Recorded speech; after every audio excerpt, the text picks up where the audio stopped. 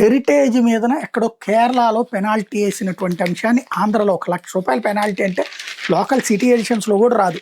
అట్లాంటి దాన్ని సాక్షి హైలైట్ చేసుకొచ్చింది. ఆంధ్రప్రదేశ్ ముఖ్యమంత్రి చంద్రబాబు నాయుడు కుటుంబ సంస్థ హెరిటేజ్ ఫుడ్స్ బండారం మరోసారి బయటపడింది. ఆ కంపెనీ తయారు చేస్తున్న ఉత్పత్తులు నాణ్యత డొల్లేనని అధికారికంగా ఇంకోసారి స్పష్టమైంది. టోటల్ కర్డ్ అంటూ హెరిటేజ్ సంస్థ విక్రయిస్తున్న పెరుగు నాసిరకమని, అందులో ఉండాల్సిన ఫ్యాట్ కనీస స్థాయిలో కూడా లేదని భారత ప్రభుత్వ ఆధ్వర్యంలోని food safety standards authority of India స్పష్టం చేసింది.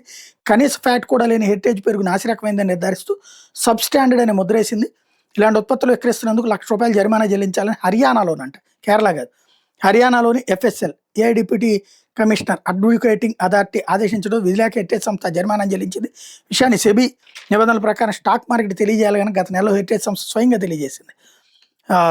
FSCI మా పెరుగు శాంపిళ్లను పరిశీలించింది. కాకపోతే నిబంధనల ప్రకారం వాటిలో ఉండాల్సిన కనీస పాల ఫ్యాట్ కూడా లేదని ఆ సంస్థ తేల్చింది. ఈ మేరకు మా కంపెనీకి జడ్జర్లోని FSCI నుంచి నోటీస్ వచ్చింది. మాకు ₹1,00,000 జరిమానా విధించి మేము దాన్ని చెల్లించామంటే హెరిటేజ్ ఫుడ్ సంస్థ స్టాక్ మార్కెట్కి తెలియజేసిందంట. దాన్ని వీళ్ళు జాగ్రత్తగా పట్టుకుని వేశారు. మంచిదే. ఇప్పుడు నెయ్యిలో నెయ్యి లేదని, ఇప్పుడు పెరుగులో పెరుగు లేదు.